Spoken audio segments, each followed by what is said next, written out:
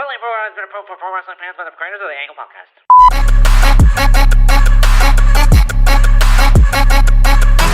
Welcome back, everyone, to a brand new edition of the Angle Podcast. As always, I'm your host, Joey Karni, and today's guest I specifically invited on to discuss the topic of podcasting. Well, because I believe he's the best that there is today. He's an Emmy Award-Winning Sportscaster, podcaster, member of the Ads-Free Shows team.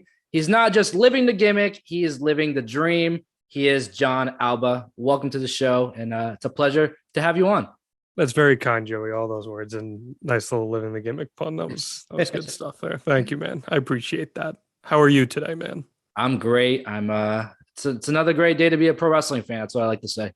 Always is. So to start things off here, you have the opportunity to talk or to work with a lot of the greats, currently Matt Hardy, Eric Bischoff, even the wives of wrestling. Do you sometimes have to pinch yourself? There you go. You sometimes have to pinch yourself and to fully appreciate what you're able to do with your career? I try to remind myself through the good days and the bad that I am getting to do really cool things. And little 5-year-old me who loved wrestling, he loved the Hardy Boyz, he loved Kurt Angle, he loved Eric Bischoff. Yep. Yeah, it's pretty cool. There's no doubting that. But at the same time, it's kind of just my career. And I understand that a lot of people may not make that correlation, but while it is something very cool that I get to do, it is a job at the end of the day. And I do my best that I can at my job. And I try to make the people that I work with look good and come off as great as they can on their respective shows and programs. And I try to keep it in perspective because, just like any job, there's good days, there's bad days, there's tough things to overcome, personality management, all that. And just because it's a certain specific sector of work, I think sometimes people tend to forget that. Yeah. But yeah, man, I mean, it's definitely a very cool path that I've been fortunate to have. And, every day it's just trying to keep it fresh and do something new. Yeah. And I like to think the work ethic comes from the experiences that you've had, traveling around the country, things like that. And I know that you kind of transitioned from New Jersey to Florida. And I actually did the same. I was born in New Jersey and then moved to South Florida. And I know that, doing so, that really shaped me and my mindset. So what does it have done to you, being that you've done something similar, being in New Jersey and up the East Coast? Yeah, I think, and this is kind of general advice, forget even career stuff, but more life advice. The more different kinds of lifestyles that you can experience, the more cultured you will become. My first on-air job was at the ABC Fox affiliate in Bangor, Maine. TV market 156 out of 210.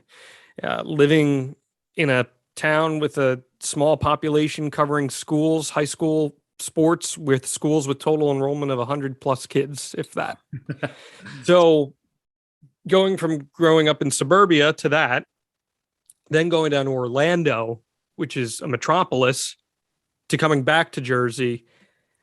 And I went to school in New England too. So I've experienced a lot of different walks of life, even just from up and down the East Coast. So I highly recommend that to anybody. If you get the opportunity, don't be afraid to move outside of your comfort zone. There are going to be some people who want to be lifers wherever they live, and that's totally fine. There's nothing wrong with that. But I think experiencing the most diversity you can really sets yourself up for success down the line. Yeah, I like I said, I grew up in New Jersey. Moved to Florida. Where in Jersey? I would say it's Bergen County. Bergen County. I was born in Bergen County. Oh, very nice. Yes. And I moved to South Florida from there when I was 10 or 11. And over the last 3 or 4 years ago, I actually moved back to Jersey. So I'm living in Jersey now here. And nice. I'm looking actually to move to Orlando next year. So it's kind of a back and forth. So I completely get what you're saying, where different styles of schooling, but not even that, just an environment in general. That's why I asked, about the mindset, things like that, because it just shapes your outlook on life. Yeah. It shapes the way you talk to people and you communicate with people. And for me, I think our society lacks a lot on the large scale, on the macro scale, the ability for people to put themselves in other people's shoes sometimes because they've never interacted with other people that are different from them. Yep. So when you do experience that, I think it's easier to understand where people come from, be it their views on society, politically, sports, pro wrestling, whatever it may be. Yeah. Yeah. And, living in Orlando, have you ever run into other wrestlers or superstars that you've never had the chance to meet yet? Yeah, when I lived in Orlando, I ran into a lot of people that were inside the wrestling industry frequently. I think I ran into Alexa Bliss like 3 different times, and they were all at like Walmart. Yeah. It was like very weird. It was very bizarre. Yeah. But yeah, I mean that's just such a huge hub for wrestling. And as I got more into working in wrestling on a more full-time basis, you start to become friendly with people, especially people you meet along the indies that are working in the NXT system, or maybe they were in AEW, whatever it may have been.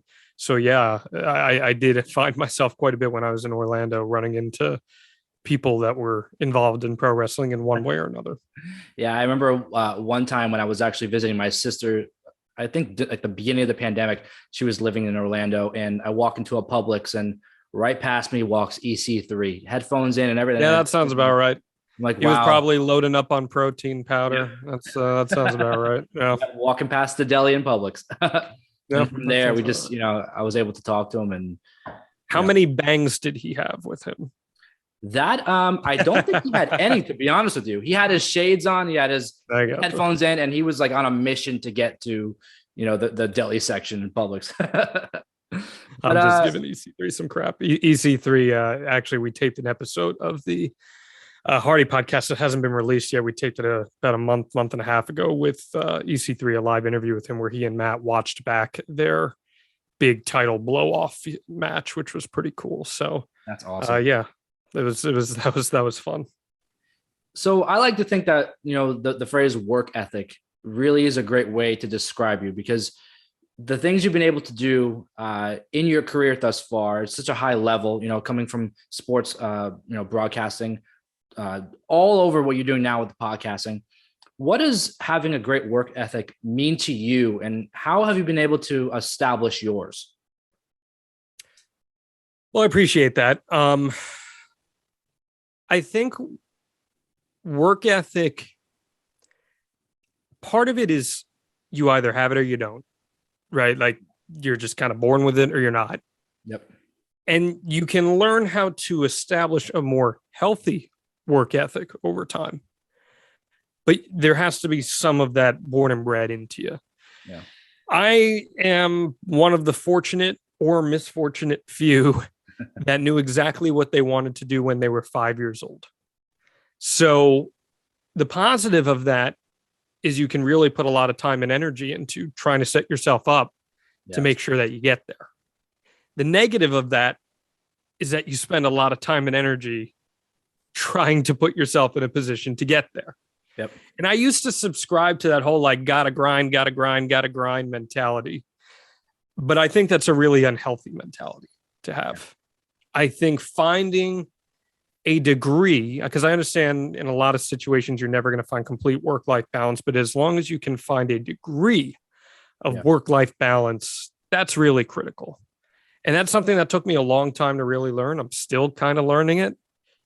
But I think if you can establish that and commit yourself to doing the very best that you can at your work, and most importantly, doing it right, doing it the right way. Yeah. If you can do all that, I think you're doing the best thing you can for yourself as far as work ethic is concerned. Yeah. And you said that you found, at such a young age, what you wanted to do, as for a career. What was that specifically? Because I know for me, it was writing at first and then going to journalism and kind of just trickled over to being on camera and different things like that. So what was your process as to, being a kid to now? That team right there, that Pride and Power poster. That's the 1998 New York Yankees. I was watching their 98 home opener against the Oakland Athletics with my mom on TV. It was on Fox 5 New York. And it was a 17-13 final, which, if anyone's a sports fan, a baseball game being 17-13 is very abnormal. There were a lot of runs scored, and it was just bang, bang, bang. And I remember turning to her and saying, that's what I want to do for a living. I want to talk about that. I want to be the guy that talks about that. And I was 5, something like that. Yeah. So I think that Big Bang moment was kind of that. And I knew I wanted to have a career in sports broadcasting of some sort. I didn't know my exact path until really college, I'd say. Maybe end of freshman year of college is where I was like, okay, I'm going to be a TV guy. Yeah. I was fooling around with different entities, play-by-play, writing, blogging, all that kind of stuff. So sports talk radio. But TV ended up being the route that kind of got ingrained in me. Yeah. And when did that transition over to wrestling? Well, being, a fan of wrestling as a kid, did you ever have that idea what maybe that could be something in the future? I think it was always something in the back of my head. They're like, oh, that'd be really cool.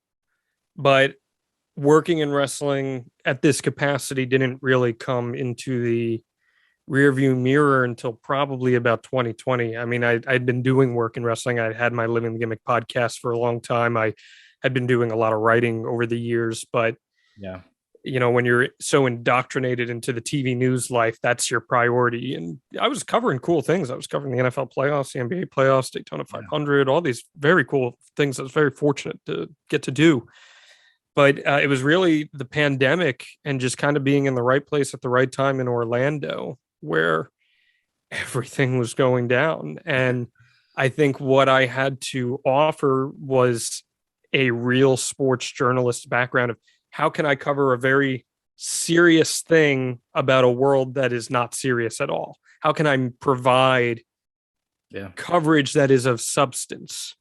So and I was the only one tackling that because there were no other sports journalists in the area that gave a crap about pro wrestling. Yeah. So it allowed me to kind of burrow out my own beat. Yeah. And, looking at, doing the research on you and looking at your videos, you present such a cool, calm, collected attitude on camera. You look very comfortable speaking on camera. And I think a lot of people don't necessarily realize that is a big part of, podcasting, but also just being on TV in general is having that comfortability. Have you ever had that sense of like stage fright, sort of say, or like being nervous going on, to anything on camera? Yeah. So, and that's a great question. And I appreciate that more than you even know, because that is something I do take a lot of pride in. Yeah. That I feel like when you're watching me on camera, I don't think that you feel like you're watching a broadcaster. I think, or at least what I try to emote is that how I'm talking to you right now is no different than how you and I would be having conversation if you were right here next to me. So if I can give that off in my stature, in my demeanor to the camera, then that means I'm doing my job. I try to look when that red light or green light, whatever light it is, goes on. That's me talking to one person. Yeah. And there may be 10 people watching me. There may be 300 people watching me. There may be 3,000. No. There may be more than that. But it's me and that one person in that living room, in their bedroom, in wherever they're consuming, on the train, wherever they're consuming my content. That's kind of my approach. And that takes a lot of time to really do well. My first day on air on live TV, I was definitely nervous. Yeah. But after that, it kind of melted away and you find your style over time. I would say I did not become what I would consider to be a great broadcaster until about probably 4.5 years in. I think it really takes time. It takes reps and it takes being in the right position in the right place at the right time. And for me, that moment was at the 2020 Daytona 500, where Ryan Newman on the last lap was involved in a really bad crash. And that night I was live like 11 times. I was all over the country. I had a video go super viral. It had like 9-10 million views of the crash because I just happened to be filming it on my phone. Yeah. And a lot of times with live shots, I'm sorry that I'm rambling here, but a lot of times with live shots in TV, some reporters will like to script out everything. Some will script out an intro, script out an outro. And I used to do a lot of trying to memorize, but I'm not an actor, right? So that night I just said to myself, I said to the anchors, they're like, what do you want me to ask you? And I said, ask me whatever you want. And I'm just going to tell you what happened. And I'm going to tell you how I feel and how everyone around me felt. Yep. And it was the night that it just kind of clicked for me. It was the only time in my tenure at that particular place of employment that I ever got a good job from my boss, because it was, it felt very real. It felt very human. And that's the night that I was like, okay, this is the approach good broadcasters take. Yeah. And I'm always asked too about, fans who listen to my show, what, how do you prepare to be on screen or be on camera? Is there, a nervousness that goes into that? And honestly, my biggest thing I tell them is, if you are knowledgeable in what you're trying to portray, say if it's pro wrestling or any other sport, if you are knowledgeable and you know what you're going to talk about, there really is nothing to be nervous about, because you're not making up things. You're not, you're just presenting what you know. Are you a sports fan, like a traditional sports fan? No, not necessarily. No. My sport is pro wrestling. So my mentor in TV and broadcasting is Ian Eagle, who is one of the top play-by-play guys in the world. Brooklyn Nets play-by-play guy, voice of the NBA on TNT and Turner, the NFL on CBS. And from day one that I met him 12 years ago, 12 years ago. The first lesson he taught me is the single most important lesson I ever learned as far as broadcasting is concerned, is that pre-production is production. All the work you put in beforehand is how your broadcast is going to go. So if you prepare yourself, you're going to be dandy. But if you're not prepared, you're going to get exposed. It's a big part of it. It's the biggest part of it, I think. The biggest. Yeah. You have such a resume with the shows that you're able to do. It's time consuming. There's a lot of things that go into it. What goes into planning these different shows? Because they're all different. They're all different concepts, whatnot. How do you mentally prepare, or, change hats, sort of say, when you're doing, a show with Matt Hardy, or you're doing the Wives of Wrestling, or if you're doing just in general, a podcast? Yeah. I was counting the other day, and I think between all of my shows, now keep in mind, not all my shows are weekly. Some of them are monthly or bi-weekly or special premium events. But I think between all of them, I think by the end of next month, I will be up to 11. Wow. Which is literally insane. Yeah. But I think that the first part of it comes from personality management, like I was referring to. You have to really get to know the people that you're working with and understand their workflow, because their workflow may be very different from yours. And 99% of the time they are. So once you figure that out, that's how you then go about trying to prepare appropriately for each show. For the Matt Hardy show, for example, a lot of the other shows on our network and Conrad's podcast and all that stuff, they have researchers do the pre-production notes. Yeah.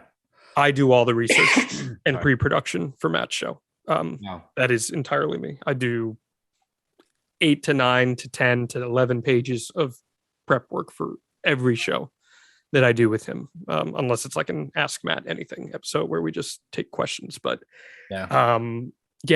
so and the thing is, maybe half of that gets used on the show, maybe half of it. And I'm not pre-preparing questions. It's just having that ready to go. So with him, that's kind of our workflow. And Matt is just the best dude ever. And he's so, hey, what can I do to make this work for you? He knows that I'll do whatever I can for him. with the wives, their personality types are so different. Yes. So different. They're different from each other. So I know that any given day I could be on the phone 5 times with Giovanni Angle, and we're just talking and just shooting the breeze about life. And then we go up there and we're like, okay, this is what we're going to talk about. So it's a totally different degree of preparation. With Eric Bischoff, with Strictly Business, I'm not a business guy. Business is not my forte. Yeah. I'm a creative type. So I have to really make sure I know my, stuff when I talk to him. And then when he's BSing up there on the microphone, because he BS's plenty, I need to be ready to bounce back at that. Yep. And I have a show that I do once a month with Lash LaRue, which is called Time Limit Draw, where he's doing a live caricature while I'm interviewing him and fielding questions from the crowd. So our interview topic is about the person he's drawing. So I got to do my research on that. Yeah. So it's a wide variety. And I think you really have to approach it individually per project. Yeah. No, I'm working on a project with formerly known as Enzo Mori. Oh, awesome. Yeah, and he's a type. He's a big Matt Hardy mark. Yes, very much so. But to get him to sit down he's all over. I'm sure. The character you see on TV is him in real life. Oh, we told the good story on the WrestleMania 33 episode of the Hardy podcast. If anyone hasn't listened, where when they found out that the Hardys were the secret tag team at WrestleMania in their ladder match, and they were coming up with the spots, and they're like, Enzo, what do you want? How do you want to be like taken out of this? Yep. And he goes, I don't care. Murder me, bro. Murder me. Just bleeping murder me. Yep. And he's going to be great. That's awesome. Good for you. Thanks. Yeah. He likes to say that his job is to sell. That's it. That's his thing. But for a lot of the people listening and watching right now, they like to know, or they want to know, what is the best way to break into podcasting? What would you suggest is the first step it's not just a wrestling podcast, but in general, where do I start? Well, I first started back when I was in 8th grade doing live online sports talk radio. And the podcast medium didn't even exist back then. Everything was live and like you had to be there to listen. And I'm sure it was terrible content, but I was getting myself out there, right? Because everything in broadcasting is done through reps. The amount of reps that you get, the better you're going to get. So number one is just put yourself out there. And that can be a really hard thing for some people to do. But if you want to do this, you just have to. So that's number one.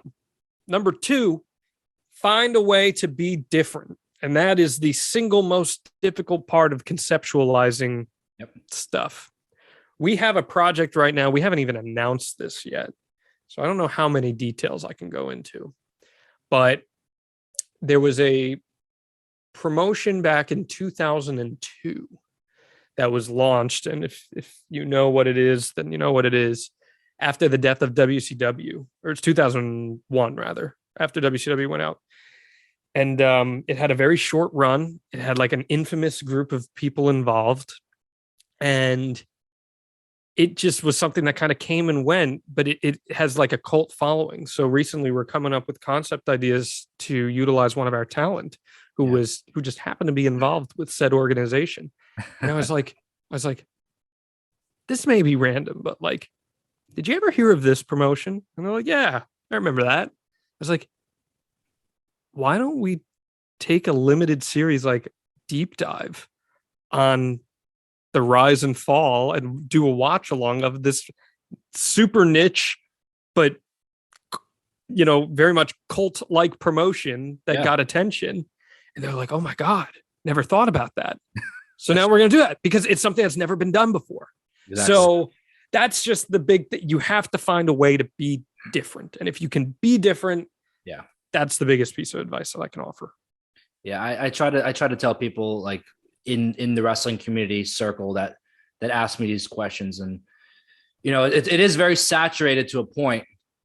And I feel like a lot of people, they go into the interview part where they want to interview superstars and wrestlers. And, every week you'll see like, oh, so-and-so did 10 interviews because there's 10 wrestling podcasts that interview them, and they're typically the same questions. So a lot of it is, how do you break apart? How do you break away from that side and kind of go your own direction? So I understand what you're saying there. And like interviewing, and you're a very good interviewer, because what you're doing is you're listening to my responses and you're asking questions off of my answers. You're asking follow-ups. Yeah. That is such a critical, if not the most critical part of interviewing. Yeah. And there are so many people that just don't do that. And you'll hear someone they're interviewing say something really interesting, or something that could lead the door open to discuss something really different. Yep. And then they go back to their pre-prepared list of questions. And for most, if not almost all of my interviews, I never have a single pre-prepared question. I don't even know how an interview is going to start half the time. I get a vibe from our little pre-interview conversation, and we go. So, yeah. Yeah. I think that, that honestly might be the biggest piece of advice out of this whole chat, because the biggest thing with just being a podcast in general is being different. And I feel like even when I'm interviewed and people ask me questions, I'll say something that I'm like, oh, I know that could be something great to talk about. And then it's like, what's your favorite never color? Get to it. What's your name? Exactly. So I completely understand, what you're saying there. And also a large part of doing this is, I guess, in a sense, staying, up to date with the current product and studying the past. How well do you do? Like, how do you fluctuate, that system where obviously talking to Matt Hardy, you do, your own research for that. And, he's been around for so many years. How do you going on 30 this year? Yeah. Yeah. He doesn't know this, but we have and I know he's not going to hear this, so I can say this. We have a very big surprise for his 30th wrestling anniversary. Very nice. Can't tell him, but it's going to be good. October. Stay tuned. Very nice. Yeah, and just back to what I was saying with that. Yeah, sorry, that's the ADD. No, yeah, yeah. It's for the average wrestling fan. I think it's hard to watch all the products weekly in general. Yeah, so many. Yeah, it is. I mean, there's so much content out there, right? Yeah. I think for me, I consume wrestling a little different than I think most people do. Yeah. And I think some of this has to do from working on the indies and like helping lay out matches and like getting an intense understanding of the chemical makeup of a wrestling match, if that makes sense. Yeah. I watch wrestling like how a pitching coach would watch a pitcher, and they would break down the little elements of their game. That's how I consume pro wrestling. Yep. So if I'm watching a lockup at the start of a match and they go into a side headlock takeover, but for some reason, instead of going through your traditional starter match, maybe they immediately go into a wrestle and do something different. I'm wondering to myself, okay, why did that make sense? Why did it make sense to do that? What was the reason for that? And I break it down at a very micro level. Yep. And I understand that most people have no desire to watch wrestling that way, and I don't blame them in the slightest. Yep. It's like sickening sometimes, but that's just how I consume it. Yep. And then the storyteller in me, from being a journalist who, made tons of long form features over the years, I get really ingrained in okay, how did this character get developed over a period of time in the course of this match, whatever it may be. And it just makes it really difficult sometimes to try to consume all of that. But I think at the end of the day, my point here that I'm making, Joey, is that consume what you want to consume. And if there is something that you don't want to consume, you don't have to, and you don't have to comment on it. Yep. Some people be like, well, you don't like this, so why do you watch it? Well, it's kind of part of my job to pay attention to it. And even if I don't think it's good, I'm going to give my perspective on, okay, here's how I feel I can contribute to this discourse and offer up something. And I might be wrong, but I'm going to try to be constructive. That's not always the case. And when I say not always the case, almost never the case in the public discourse. So yeah, it's always this or that. It's not. yeah, it doesn't have to be. Everything. Yeah. I watch so many different promotions, promotions you've never heard of. And that's awesome because they all offer something different. Yep. And if AEW is your jam, awesome. If WWE is your jam, power to you, whatever it may be. Yep. It doesn't mean that you have to bring another down in the process.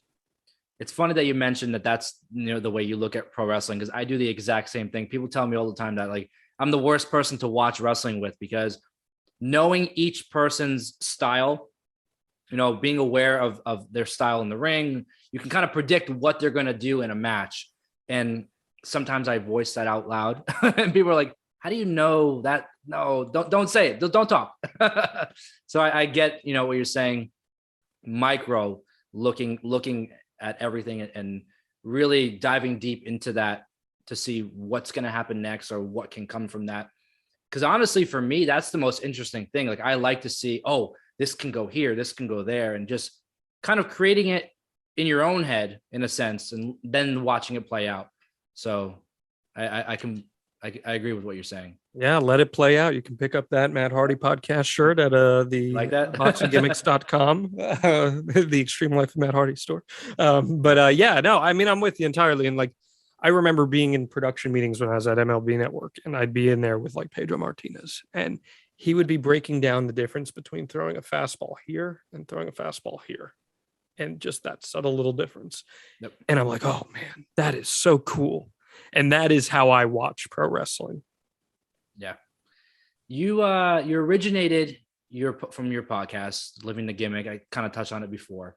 Kind of a wrestling podcast before wrestling podcasts were such a huge thing. Before everyone had one. Before everyone had one. Exactly. That's the best way to put it. Yeah. What was your original goal with, doing that show? Was it in a sense, to break into pro wrestling or to, go the broadcasting route for pro wrestling? What was your mindset around that? So I had been working on a wrestling website I helped launch a few years prior to that with a good team of people. And my main co-worker that I really became close with was Doug McDonald, who co-hosts Up for Debate with me on ad-free shows. Yeah. And we were just like, man, we can't, when we sold our stock in the website, we're like, we can't stop. Like, we're producing good content. We get along so well. And I think our perspective on wrestling is a little different than what some other people's are putting out there. And the way we present it is a very entertaining way. I think our spin on wrestling was a very fun way to digest wrestling talk. And, a lot of people can just turn on a microphone and say, I thought this about this on Raw. But I felt like the way that we went about discussing things with a very lighthearted nature was just a little different than the way that pro wrestling was typically put out there in the podcast discourse when we launched. And we did 300 episodes on the dot, and it was a lot of fun. And I'm very grateful. And without that, I would not have, paved that path to do what I'm doing right now. So it was a total blast. And I'm glad that I get to do Up for Debate with Doug, which is basically our Pardon the Interruption style wrestling show that puts famous things of the past up against one another, and we debated. So it's perfect in that sense for us. Yeah. And you've kind of transitioned over, being on the side, watching it, talking about it. Now sort of being a manager. Well, you are, being a manager in pro wrestling with Limitless Wrestling and, kind of going around the independent scene, doing that. What was it like to kind of break into that? And was that ever, part of the deal for you, like to break into being like on camera, sort of say? Yeah, it's fun. A lot of people don't know this about me, but I've been working on the indies for close to 7 years now. Wow. I think some people think that was something I kind of started doing more recently, but I've been doing it for a long time. I played music in a bunch of different bands, kind of my late teenage years into my early college years, and performing was always just something I loved to do. So when I stopped performing on a more full-time basis, I was like, I need something that's going to give me that high. Yeah. And I'd always wanted to do it. And I got involved with a local promotion when I was up in Maine. that was called IWE, which Sasha Banks was the first women's champion for when she was first starting her career, performing in front of 50 people. That was my first promotion too. And it stemmed from doing a interview with Billy Gunn where he looked at me and said, you have a very punchable face. I was like, oh, okay. He said, no, man, that's your meal ticket. People will pay to see you get your face punched. I was like, huh, how about that? That's kind of twisted and messed up, but all right. And yeah, man, it just kind of spawned from there. Limitless, I found that's like my home promotion, I feel like, in the Portland area there. And I'm heavily involved with that, but I've worked with other promotions around the country. Right now, I'm doing some work with the world famous Monster Factory, and I'm going to be doing some coaching there. The same place that produced Riddle and Damian Priest and Sheamus. So, and Sloane Jacobs on NXT right now. So it's been cool, man. It's really been a lot of fun. And what that allowed for me to do, and I'm probably going to be scaling back on a lot of that in the near future, but what that allowed me to do was to more intensely understand pro wrestling at that micro level, because you're learning how matches are put together, you're learning how stories are told, and it introduced me to so many great talent. I feel like I was kind of one of the first media figures to be like, hey, you guys need to be checking out Daniel Garcia, because I knew how good he was, and I was seeing his rise in person. I'm like, this guy's going to be it. Kind of the same for Carmelo Hayes and a few others. So if I can help my peers get out there, that's all the better, right? Yeah, and it also helps you develop your, when you're doing the different podcasts, different shows. It makes me a better podcaster by tenfolds. Yep. And like we've been talking about, you've been able to do so many different things in pro wrestling, even being in the rings. Has there been a career highlight for you where you kind of reflect on it and you're like, that was it. That's the moment that, it all makes sense for you in a way. In wrestling or in my entirety of my career? I guess entirely in your whole career. Yeah. I can give you the full circle moment. Yeah. That was my first professional interview. My first professional athlete that I interviewed was Jeff Bennett, who was some middle reliever for the Atlanta Braves. I went down to spring training in 2008 at Disney just for the fun of it. And I was 14, 15, 16, something like that. I don't know. I don't even know how old I am. It's fun. But I brought a tape recorder and I was like, you know what? I was running like a sports blog. I'm like, I'm just going to go down while they're like warming up and I'm just going to bring in and see if anyone will talk to me. Yeah. And I called him over and he answered some questions. And that was at Disney's Wide World of Sports Complex. And then when I was in Orlando working, I got to cover the Braves' last game there. And I did a stand-up in TV is when you're on camera and you see the person talking in their story. I did a stand-up in the exact spot that I had interviewed Jeff Bennett 11, 12 years prior to that. Yeah. In this last game for the Braves at that facility. And I was like, all right. That was pretty cool. Wow. That was a full circle moment for me. For sure. You can't even write that. It was pretty. I tweet this all the time. I'm like, that's going in the book one day.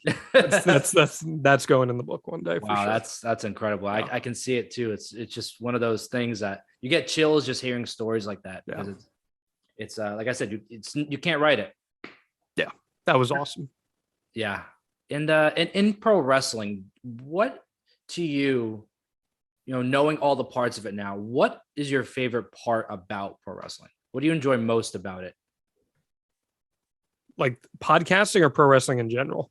Pro wrestling in general. Pro wrestling in general.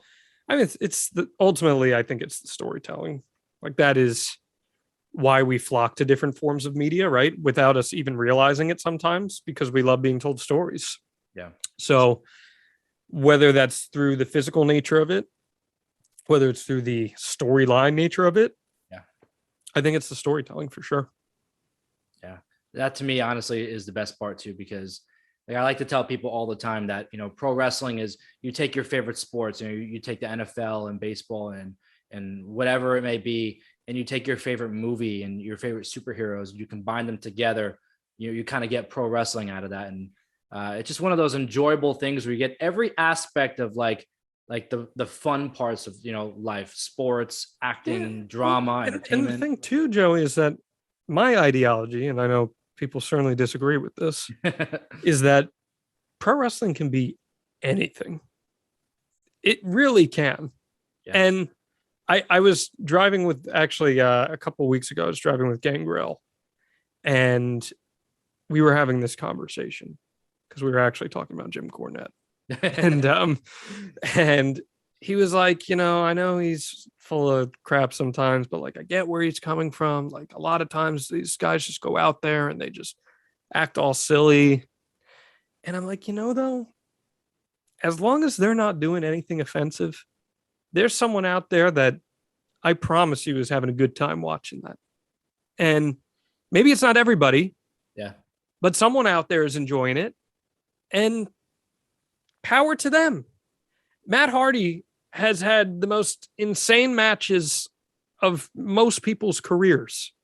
Like, if they've done an Extreme Rules match or a TLC match or hardcore match, there's like a good 55 to 70% chance that Matt Hardy was in it. Yep. But he's also done the Final Deletion and Tag Team Apocalypto, which had random tag teams like the Rock and Roll Express fighting on lighting rigs. Yeah. And then falling and having a pinfall broken up by a boat. Pro wrestling can be anything. Yep. As long as people are passionate about it. That's the biggest thing. I think it's the passion.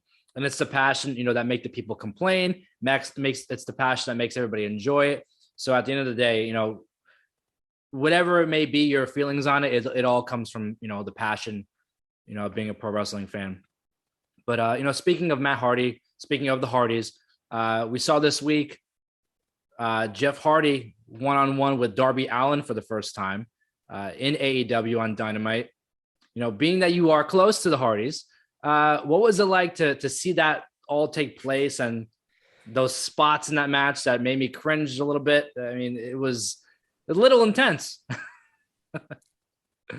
So I was with Matt and Jeff earlier in the day, and because they were on Long Island, so I drove up there to tape with Matt. And I go to Jeff. I was like, "Oh man, you got a fun one tonight, huh?"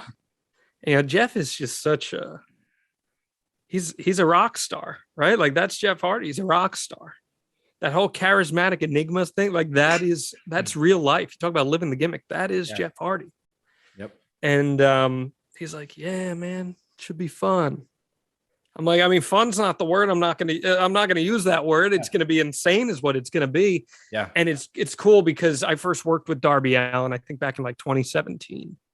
And after I saw him work for the first time, I was like, "Man, you're Jeff Hardy. Yeah. Like you are Jeff Hardy." And he's like, "I appreciate that." So I know that match meant a lot to Darby last night. And holy moly. Yeah, that was a little more than what I thought it would be. I posted the screenshot to Twitter, but I texted Matt in all caps after the Darby dive off the ladder. What the I don't know what your swearing policy is, but no, you're fine. It's free range, man. Go for it. I said in all caps, "What the fuck?" And a couple hours went by, and he just texted me back. He just goes, "Stunt men doing a stunt show." I said, "You're not kidding, brother." Yeah. And it was a spectacle. I hope both of them are okay. At last check, Jeff was feeling banged up, but he was largely okay. So he got up right after, went to the turnbuckle and was just celebrating, doing his clapping. Like nothing had happened. Jeff's a rock star, man. He really is. He is. Yeah, Matt would always say that. And then it really took for me to like meet Jeff and get to know Jeff a little bit to be like, yeah, you know what? That's Jeff Hardy through and through. Yeah. It's sometimes intense to watch, but like you said, it's a spectacle. It's all just, it's part of the process. And I freaking love it. I love watching it. Isn't it amazing how similar but different the Hardy Boys are? Yeah. I always love, and I love that you do that on your show too, because Matt is really like, I know you say Matt is the secret sauce. Secret sauce, that's the term. To that group. And he really is, because, Jeff, although he's, the front man sort of say, where he's, getting, all this stuff, and Matt's in the background doing it all too. And he's really, I mean, the way he's been able to diversify himself, Matt Hardy version 1, V1, and then go to the extreme, and then, the final deletion, and all these things he's been able to, in a sense, get over. There's no one that has really been able to, one, have the longevity, but also to be able to do that and have a crowd in the palm of their hand. So there's really no one like him. They're so different, but they're so similar in other ways. And I know how, when I see them together, Matt is telegraphing and trying to get an idea of what Jeff is going to say, but he never truly knows. Yeah. And I was filming a promo for them a few weeks ago, and they were talking about they were becoming the GOATs of tag team wrestling. And he like serves up a line for Jeff, and Jeff just goes like, "We're going to be the best." And Matt looks at him and he's like, "The fuck?" And then afterwards he's like, "Oh, because he's trying to be a goat." Oh, man. he's like, I had no idea what was going to come out of his mouth. That's priceless. I have no idea, but that's Jeff Hardy, and that's just what makes him so special. Yeah. So, yeah, it's been such a treat. Yeah. To really watch that, for sure. Jon, it's been, an honor and a pleasure to sit here and talk with you so much about, your career, different things going on. Where could all the fans listening and watching go follow you, go watch more of you and all the things that you're doing? I really appreciate your time, Joey. This was a lot of fun. I do a lot of these interviews, and most of the time they're not as engaging as one like this. So I appreciate your preparation and the work you put into that. And I highly encourage anyone listening to continue to throw your support towards Joey. Yeah, you can check out, I don't know, just Google my name, JONALBA, lose the H. Yeah. H's are for losers. And man, it's anywhere you get your podcasts, The Extreme Life of Matt Hardy, The Wives of Wrestling, adfreeshows.com. There's so much content. And now I'm getting to do with my life what I've always wanted to do, and that's long form interviewing. Long form interviewing is all I've ever wanted to do, and now I get to do that multiple times a week, sometimes multiple times a day. So go check it out, and I hope that you guys enjoy the content as much as I enjoy laying it down. And I think if you listen to one episode of anything that I do, especially the Hardy Show, I think you can hear how much I enjoy doing what I do. So go check it out and hit that subscribe. And as Matt would say, the 5 stars. Again, Jon, it's been honestly a pleasure to chat with you and learn from you too here. I think, the knowledge that you were able to give here can help other people listening, to follow their dreams and to go ahead and give it a shot, whatever that may be, and just, attempt to try something new. And again, just thanks for taking the time, and hopefully down the road we can do this again. No doubt about it. Anytime, any place, you let me know. And good luck with trying to get Enzo to do something there, because that'll be some must listen stuff. Yeah, appreciate it, man. And before you go, please like, subscribe, and check out more wrestling content right here on the Angle Podcast.